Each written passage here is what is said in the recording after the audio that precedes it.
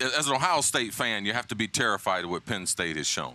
And it's not only this season, it's what they've done the last 2.5 years.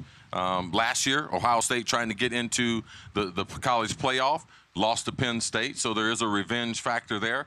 But what I'm looking at is one of the great programs in college sports. It's like Nick Saban when he went to Alabama, when Urban Meyer decided to come back to Ohio.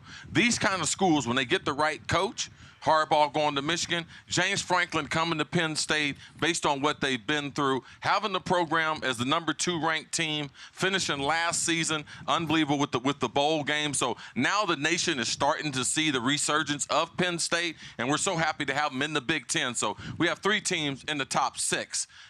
So who's the best conference in college football? It used to be the SEC for 10 years, but now it's the Big Ten. So I'm excited to showcase.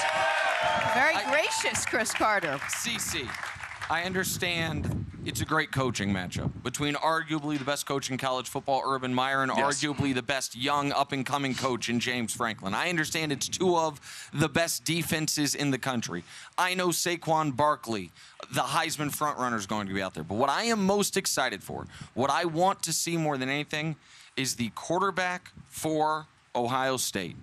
Because I think JT Barrett has an opportunity to rewrite this chapter of his legacy. Let's be with JT, his freshman year, we thought this was a guy that was going to join you as a first-team All-American, maybe a multiple-time first-team All-American. He was unbelievable as a freshman.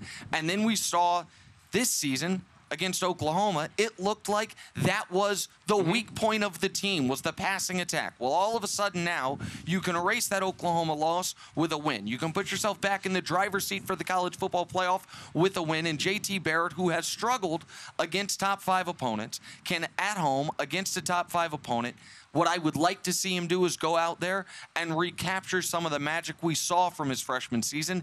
If he does that, Ohio State's going to win this football game, because one thing we know about Ohio State under Urban Meyer, they score at least 25 points. They're unbeatable, and so that's what I'm looking for on Saturday. Yeah, JT has had an unbelievable career. He's the only 3-time captain in the history of this school. I think we've been playing football over 125 years, so that speaks for itself. But also, if you look at the collection of talent, you know, Cardell was here, you know, and Braxton Miller was here. He also got injured. So his career, it seems like he's been in college football for 10 years. But with having a new offensive coordinator going into his senior year, we thought that it would revamp the passing game.